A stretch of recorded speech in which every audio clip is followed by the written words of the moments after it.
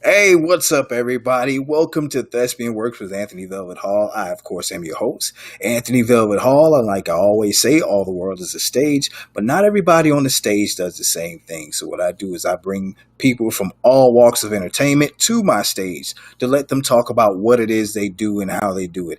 And tonight I have a very special guest. I've talked to content creators, I've talked to actors, I've talked to actresses. Now I get a chance to talk to a man of many talents, and I'll speak to him right now, and I'm going to bring him on right here. You said talents? Yes, man of various talents. Ladies and gentlemen, this man has done it all. He has served our country. He's written books. He's been an actor. And most recently, he's been noted for being one of the top, if not the top photographer to the stars here in Atlanta. Oh man, that's This a bad man, word. hey, it's the truth. It's the truth. It is my humble and esteemed honor to be joined here tonight by the owner of Neg Depas Photography, the one and only Mr. Paul Posey. Paul, how are you, my friend? I'm totally awesome, Anthony. It's a pleasure to be for somebody to say nice things about me. Well, they're well deserved. They are more than well deserved. And for everybody who's noticing, I just recently took some headshots, and I did everything I could to do enough with this face so it would not destroy this man's photography equipment. And he made me look like $1 million. So if you want to know why my pictures look so good. Yeah, genetics had a part in it, but trust me, Paul Posey made magic happen with this face. Trust me, and I can't thank him enough. So before I even ask him anything, let me just tell you: if you are an actor or you want great professional photography and headshots taken, please look this man up. Trust me, you're going to get to know him during this interview, but you're definitely going to make sure that you don't forget how to get in contact with him after we're all said and done. So, having said that, Paul, Yes. um, once again, it's a pleasure to have you on the show. Please tell our viewers the origins of Paul Posey. Wow, that's a lot.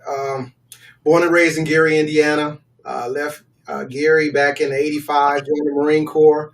I got out the Marine Corps, back to Gary. Went back to the Marine Corps. Stayed in until I retired of 23 years, and then I moved to Atlanta, Georgia, and my life changed. I just, with my kids and the divorce and things like that. But ever since 2000 and maybe 16, my life has changed, and I am the man you see in front of you now. Nice, very nice. Now, I see when you on the screen, you're listed as Paul Posey, author. Yeah. And once again, that's one of your many talents. Now, please feel free to elaborate on your literary works. Okay. First, I never wanted to be an author, but when your life changes, opportunity comes, and things that must be said, must be done. They will be done. And I was graced to tell my story in my books. And then I took it to the next level to talk about things that we should be or could be doing as men, as families, to come back together, talk about mental health, the decimation of this thing we believe in, allowing to keep going on as family dysfunction. I'm a warrior against that. And I do that with my books. So currently I have 14 books out right now on Amazon. And when I started writing, after getting some therapy, I went, bam, I knocked 5 books out in 2 months. And then Wow. in 8 months, I wrote 12 books. And I just finished a book in January. It's called The Whole Journey, What They Didn't Tell You. So my books are based on relationships, whether it's mother and father, son and daughter, loving relationships, even some you have to deal with at work. But that's what makes the world go around, relationships. Like the relationship with Thelma Brown, a close friend of mine. She has encouraged me for the last 5 years, and she just brought me to places. And people like yourself end up working with me, and the books is just my opportunity to leave something to my kids in case I'm gone, and they'll understand what Dad thinks and what he believes in. If it helps somebody else, then that's what he does. Absolutely, absolutely. Now you talk about the relationships and dysfunction in relationships, and here's something a lot of people really don't understand. And I've gone through it personally. Being in a professional field of some kind, of course, that's never always going to be a comfortable situation. Like maybe just for example, a corporate field. Hmm. And with that type of job, there are always demands on time, demands on product, demand on quality, and having to be able to meet all those demands in Yes. an 8-hour shift. You're not always able to do it. So maybe the frustration from not being able to do that is something that you take with you out of the door and Hmm. have to bring back with you to work the next day. All the while, you bring these things home. And Hmm. unfortunately, they can bleed over into a personal relationship with your spouse or with your children. Is this something that you delve into when you talk about the conflicts of dysfunctional relationships as they occur between family members? Actually, I hit the core. It comes from relationships, from a son to mom relationship, and a daughter to dad relationship, and the lateral relationships between a husband and a wife. But part of my writing was to tell my story about how I saw things in my household coming up, and how if you didn't want that in your household, you didn't know how to replace it with something positive to going forward. Because the generational thing means you do what you saw instead of coming up with new things. This is what I saw, but this is what we're going to do now. So not so much as taking things, the frustration from work, and bringing it home, because normally you have to either work has to be good or home has to be good. When Right. both of them are jacked up, and that's what I found in 2008, when both of them are jacked up, that's when you have your dilemma and the feeling of hopelessness, which can make you feel like you want to take your own life because you think there's no way out of your situation, but you don't realize that you were the one who created the situation. And that comes from not thinking about, hey, I have an opportunity to go left and right, instead of being in a family that always went right, it always went right, it always went right. Now you have to understand there's a left too, and there's a forward too, and sometimes you have to step back and reflect so you can go forward. So those all relationships happen. It's just, what were you, I can say, trained to do? What did you do? What did you learn to do, and how can you learn to do it better? Because we tend to accept our situation as the situation for the rest of our days, but you run into this roadblock where you says, I'm gonna have to do something different if I want something different. And that, Absolutely. you know, that was a I, great. I totally agree with you on that. I didn't mean to cut you off, but I can agree with you. And sometimes, just out of curiosity, I notice that people, when we start talking about relationships, there have been times where relationships can be repaired, Mhm. but like you said, sometimes you have to own up to your mistakes as how you contributed to the relationship being dysfunctional. Mhm. Strangely enough, what I've noticed in some people in just having conversations with them is that some people, they have a bad situation, it turns into misery, Yes. and for whatever reason, people choose to stay in that spot. They Yes. choose to stay miserable. Now, do you think that a lot of the relationships that maybe you have spoken to, that people have had, people outside of yourself and your family and just conversation, do you think that there could have been a resolution in some of the dysfunction of those relationships had those people been able to move past their own misery? Absolutely. Let's look at our parents. Our parents are they were black and white. They had pride. They had shame. They kept it all inside. We're not going to talk about things outside our family. We're not going to do this. We're not going to do that. They didn't have the tools and abilities we have right now. We have social media where we'll talk about things that go wrong and things that go right. But back then they didn't. So we're seeing it right now. We are being conscious of our relationships now, how we got to these relationships, how to start them, and how to end them. We're doing that now, which will be better for our grandchildren in the future, because we're going to get this down to a science. This is kind of new to us, to openly talk about what hurts as a man, or what's hurting my family, or what is love. I'll be able to define love, know the difference between love and sex. We're just starting to get to that now. That is a concrete topic that we actually talk about it, and we can actually do it better forward. So we're doing better than our parents, and hopefully our kids will do better than us. And that's how it's supposed to evolution. That's how it's supposed to go. I got you, totally got you. And when you do things like that, is really it eliminates the idea of, I guess, a generational curse, because that always tends to be somewhat of a convenient excuse for people Hmm. when they uh, mirror the actions of their parents, or uh, family members, older brothers, and all that kind of stuff. Is just something that's in my family, you Right. know. So Accepted abnormalcy. But to their detriment, it's the idea that if if it happens in this house, then no one talks about it. We don't know until we actually get out the house and connect with another family, and we hear what they did in their house. Now you're just like, wow, I really had it bad. I just didn't know how bad it was until I'm able to compare life.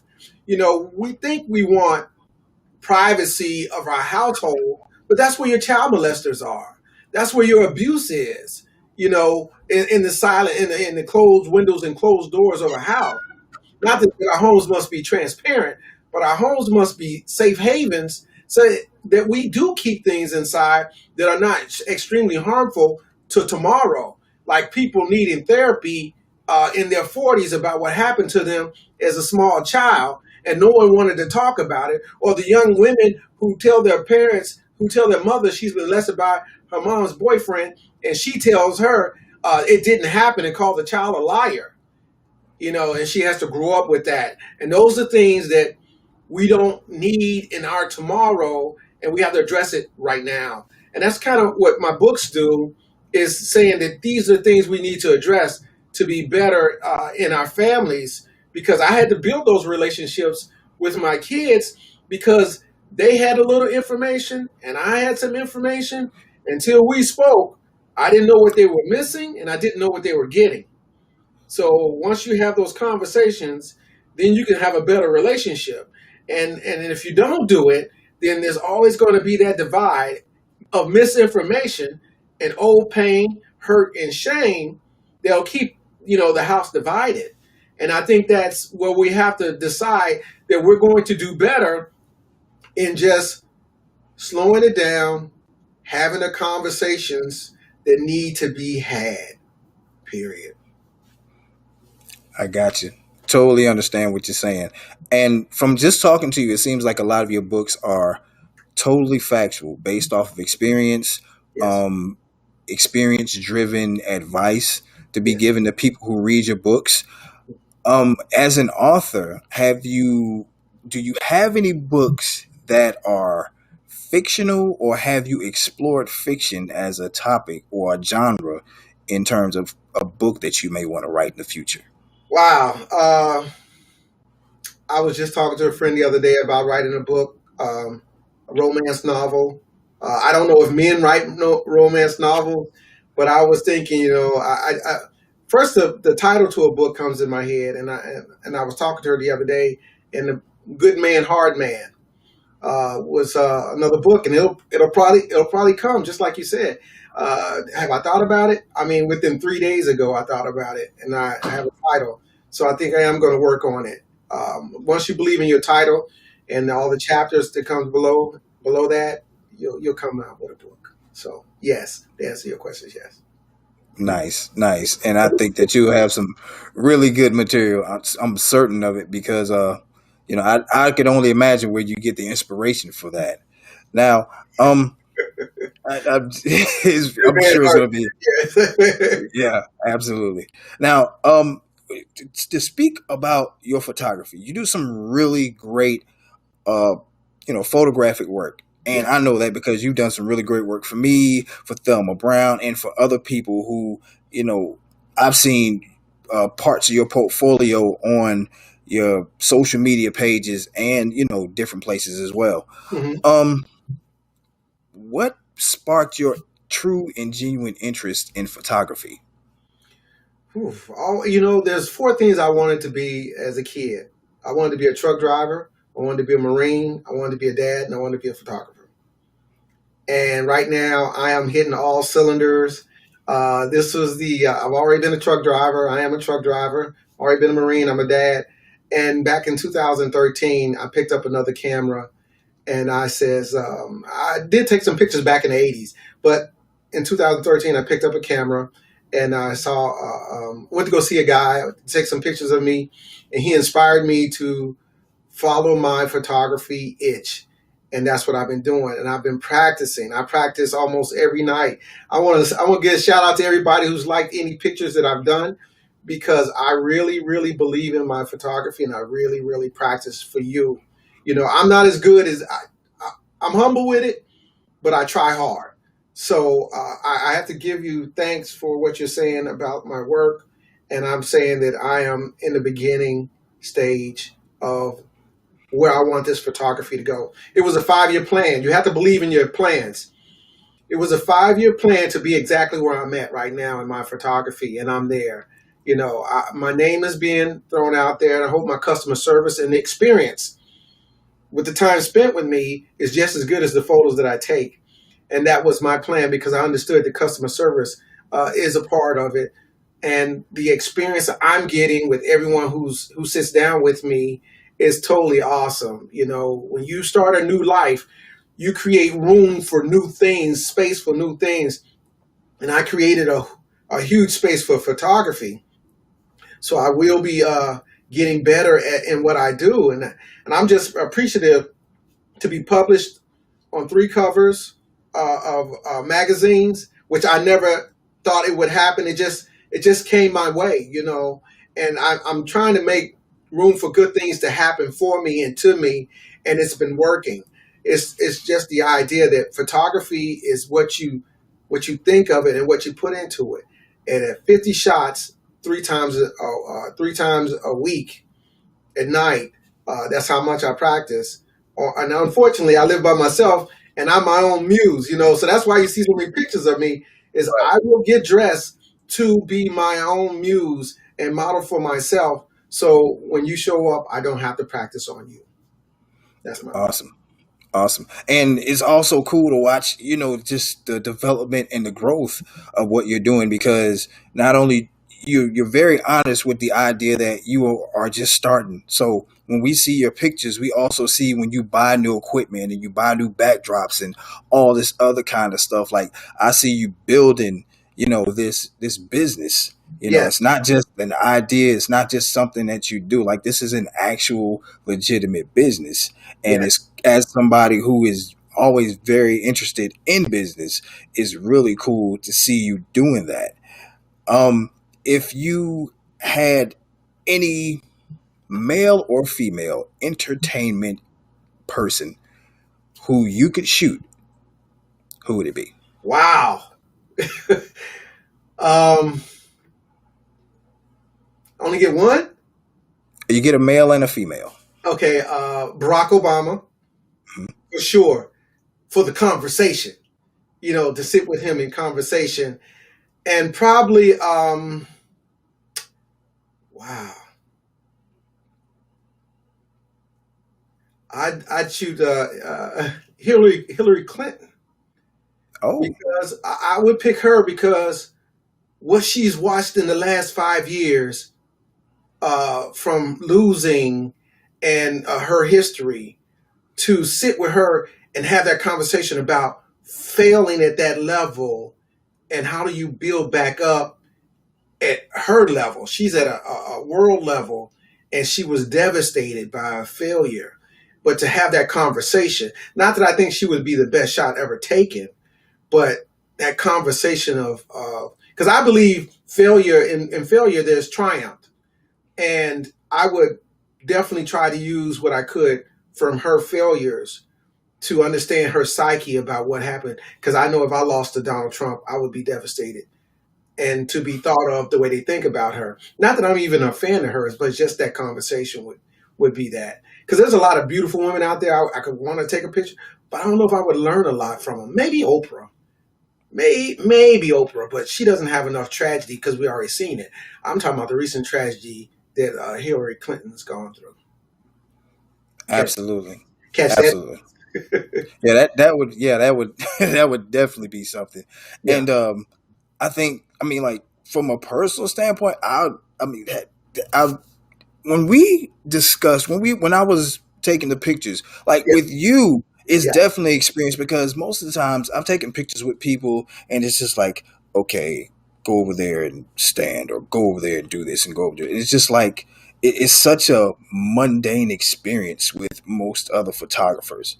With you, Yeah. it's a much better experience because I came over there, you like kind of set the mood, you had some music playing because you say you like to listen to jazz and everything, and that for a person who is trying to find themselves in a shot, Yes. and you're helping them, Yes. that's very very big, and I don't see a lot of photographers that really do that. So what happens is when you show up for your photo, everything you've had all day, what's bothering you, shows up on your face. I noticed that because I've shot maybe about 200 people already, and you have to get them ready for their photo. You just can't come in and sit down and take a photo. You have to get ready for it. And that might take about 20 shots. It might take a conversation. It might even take 30 minutes to happen, especially if you're in this Atlanta traffic when you show up and you're ready to take a picture. So I want you to be comfortable so we can get your best shot. And your best shot is after you take your day off your face. So that's why I say you have to book the experience when you shoot with me. Because you notice my studio it's about big as this room, but no one really knows the size. But in that small space, you get to be who you want to be, and you get to smile. Hey, you remember you took that picture, and you was like, you remember that? Yeah. That shit? That was a Yeah. and we took that shot, and it's a great shot.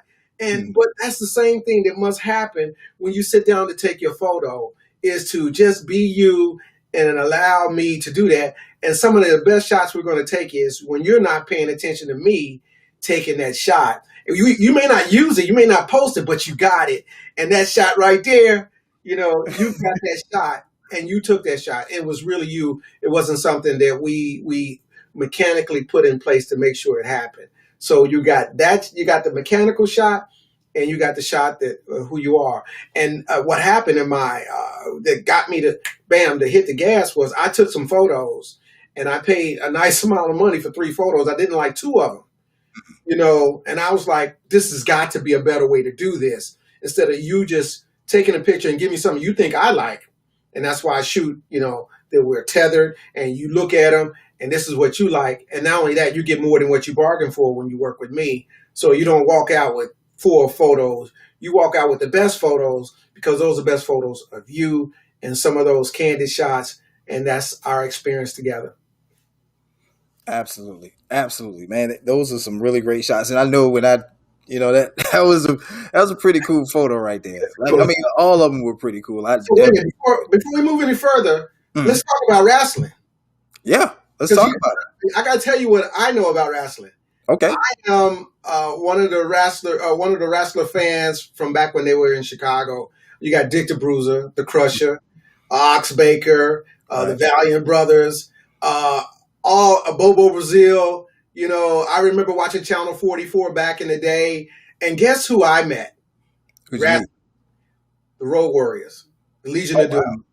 I met them in LAX, and that was a great meeting. And Goldberg, I met Goldberg on a plane coming from California also. And I was a huge wrestling fan for many years, and then I started looking and doing everything else. But I just remember those days we couldn't wait till it came on TV, and we sat down, and it was 4 boys, and we flip around the living room and pretending like we had a rope bouncing off the sofa. Yeah, we got a whooping for that, but it didn't matter. You know, Right. right, because I'm the Crusher and the Dick the Bruiser and his cousin. Yeah, so yeah, I remember those things, and I didn't get a chance to tell you that when we was together, but Right. that's what I remember about wrestling. And I've seen some of your stuff, and I was like, man, that would be cool if me and my brothers were still together to actually wrestle like that again. Yeah, it's always fun. wrestling is so much fun. I grew up watching it myself. I grew up watching it. My earliest memories of wrestling were like the '80s, like the Yeah, early '80s with the national expansion, the WWE. yeah, But through my, through reading magazines and wrestling magazines, I learned about Dick the Bruiser and the Crusher and the polka thing that they were doing, and a lot of those guys, Ox Baker, yeah, with the heart punch and Stan yeah, Stasiak and wrestlers from the '70s. And now that I live in the South, I yes, got even more of an education about wrestling because I grew up the first few years of my life watching WWE. And even though it was like a melting pot and they brought in a lot of people from different places, there's right. nothing like Southern wrestling. There's nothing like Southern wrestling. That'd be what, It's Ric Flair and Dusty. mhm. Yeah, those guys were in at that time. Yeah, Yeah, okay, yeah, yeah, yeah, absolutely, yeah. absolutely. Yeah, that was some really, really good wrestling back in that day. So yeah, I know exactly what you're talking about. Especially a lot of that Midwest wrestling, it was really good. And Yeah, you can't really talk about the history of wrestling in this country without talking about Central States wrestling and that Midwest wrestling. You yeah. can't talk about it I at didn't all. know it was in regions. When you're a Hmm. kid, you just get what you get in that region of TV, and I didn't know they were wrestling around. I just thought it was just that area right there. Boom, that was the only thing. I didn't know it was a national thing. Didn't know about Southern wrestling. I didn't know any of that. All I know is what we got on Channel 44. Channel 40. Yeah. Yeah. Yeah. I found out a lot about regional wrestling too, growing up and stuff, and Mhm. just watching it. And the itch to come back and do things is always there. I've always got open invites to come do people's shows and stuff, and that's always cool with me. But with acting and working and working out and all the other stuff I got going on, it's hard for me to keep a commitment to a booker who wants to put me on a show and then have to back out of it because I have some acting or something to do. So Yeah, you called that's me an actor earlier. When okay, I've done a couple of things. I just never thought I would. Okay, I'm living my greatest life right now, right. and so when I have an opportunity to go someplace and do something, I just go do it. I never thought Right. I would be an actor. I never thought I'd be 10 feet away from Tyler Perry at his studio and holding. I was in the Oval, and I was in the Marine Band, and I was holding the string bass. And then being in a trap video.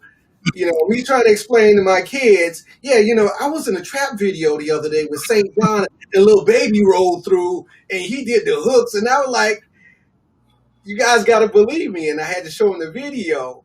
But so Mhm. this all goes back to rearranging your life, no matter what they gave you, is to create what you want. And I've created a life that has opportunities just to do other things. And I'm not done yet. I am not done yet, but I've created this space in my head, getting rid of old things and hurtful things and things I didn't understand, things that were not tested. You go through all that, and you'll find yourself in a new place with a new space where you can put more things in your head other than yesterday's old pains and shames. And that's what we need to do it on purpose. I tell people all the time, they ask me how I'm doing. I am powerful. And powerful is my ability to make changes in my life without bad things happening to me. Because we tend to do things, we come from the rubble of the fire and the brimstone to be a better person. That only needed to happen to me one time, and that was in 2011. No more will I need negative things to catapult me forward to be the best person I am. And that's why I tell people, the older you get, it should get easier because you have a lot of lessons. Now you just need to apply them. Apply them. And you'll get where you want to be. Absolutely. Absolutely. Trust me, nobody has a monopoly on opportunity. Right, Not a single person.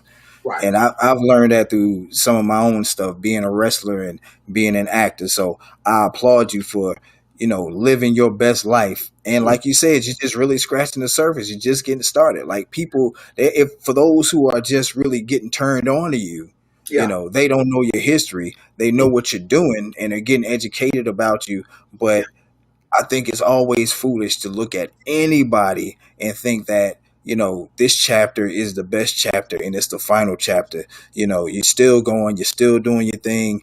And, we, as good as you are, we haven't seen your best yet. And that's cool, man. That's Man, cool. I got to applaud you for when that. people tell me I'm good, I have to blush because I think I'm just trying really, really hard, and it is paying off. And if I can say I'm good, that's okay. But when other people tell me I'm good, I mean, it's just I'm a crybaby now. I'm sorry. It does me good that you've actually worked with me and you can say it, not just looking at a picture, and you've had the experience. So I really appreciate everybody who works with me and gives me the opportunity, because that's what I'm here for the opportunity to be the best that I can be.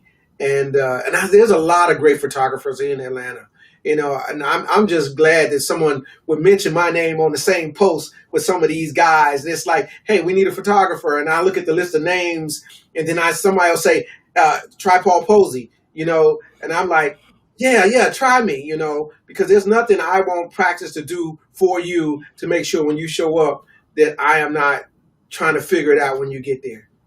And that's exactly what I do. Awesome. And I definitely got to say thank you to Thelma Brown. She's going to be my guest tomorrow night. Her and Jillian Bullock will be on here talking Uh, about their film, A Cup Full of Crazy. You mentioned mental health. I think their film delves deeply into that.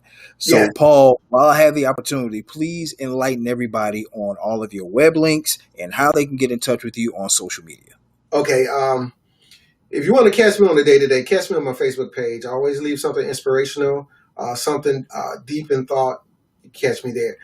Negative to positive, what you see right here on IG, Instagram.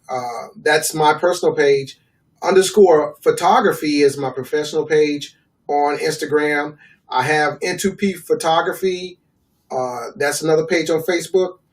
And I have for headshots and for events. I shoot events and I shoot headshots. There's a different page for each one of those on Facebook. Any place you see hashtag negative to positive or hashtag N2P photos, that is me.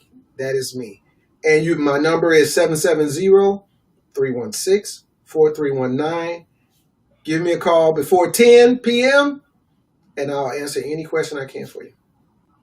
Awesome, awesome. Thank you so much. Ladies and gentlemen, this has been Thespian Works with Anthony Velvet Hall. Once again, I would like to thank my special guest, Mr. Paul Posey. You know how to get in contact with him. You know his story, and it's far from being over. So trust me, if you want to get at least a page in the next chapter, make Yeah. sure you get with him and find out how to get in touch with him.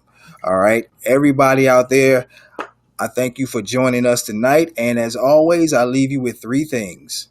Life is short, death is certain, and be sure to love on the people God gives you, because one day he's going to want them back. All right? Yeah. Peace and love. Love.